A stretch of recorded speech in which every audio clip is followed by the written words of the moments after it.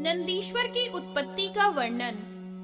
सूत जी कहते हैं, वरदान देने वाले इंद्र के चले जाने पर शिलाद ने शिव की प्रसन्नता के लिए तपस्या की। देवताओं के हजारों वर्ष क्षण की तरह बीत गए। शरीर में बमई बन गई, कीड़े दीमक लग गए, अस्थि मात्र शरीर रह गया। तब शंकर जी प्रसन्न हुए और उसके शरीर पर हाथ फेरा, जिससे वह रिष्ट पुष्ट शरीर से युक्त हो गया। उसने उमा और गणों सहित शिव के दर्शन किए। शिव ने उससे कहा कि हे शिलाद, तुझे मैं सर्वज्ञ और सर्वशास्त्र पारंगत पुत्र दूंगा। शिलाद बोला, हे शंकर, मुझे अयोनिज तथा मृत्युहीन पुत्र दो। महादेव जी बोले, हे ब्राह्मण, पूर्व में ब्रह्मा ने प्रार्थना करके मुझसे अवतार धारण के लिए प्रार्थना की है, सो मैं नंदी नाम वाला अयोनिज तेरा पुत्र होऊंगा। तुम मेरे पिता होगे और मैं जगत में तुम्हारा पुत्र होऊंगा। ऐसा कहकर शिव अंतर ध्यान हो गए। रुद्र की कृपा से यज्ञ की भूमि में से शिव उत्पन्न हुए।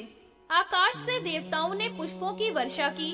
3 नेत्र वाले, 4 भुजाओं वाले, जटा मुकुट धारण किए हुए, वज्रादि आयुध धारण किए हुए शिव को देखकर देवता आदि लोग स्तुति करने लगे। अप्सराएं नृत्य करने लगी। वसु, रुद्र, इंद्र आदि सभी प्रार्थना करने लगे। साक्षात लक्ष्मी, ज्येष्ठा, शची देवी, दिति, अदिति, नंदा, भद्रा, सुशीला भी मेरी स्तुति करने लगी। शिलाद मुनि मुझ शिव की इस प्रकार स्तुति करने लगे। शिलाद बोले, हे त्रयंबक, हे देवेश, जगत की रक्षा करने वाले तुम मेरे पुत्र रूप में आए हो। हे आयोनिज, हे ईशान, हे जगत गुरु, आप मेरी रक्षा कीजिए। तुमने मुझको नंदित अर्थात आनंदित किया है, इससे आपका नाम नंदी है।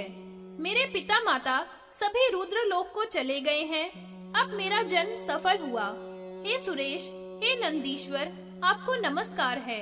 आपको पुत्र समझकर जो कुछ मैंने कहा उसे क्षमा करो। इस स्तोत्र को जो भी कोई पढ़ता है या भक्ति सहित सुनाता है, वह मेरे साथ रुद्र लोक में आनंद के साथ निवास करता है।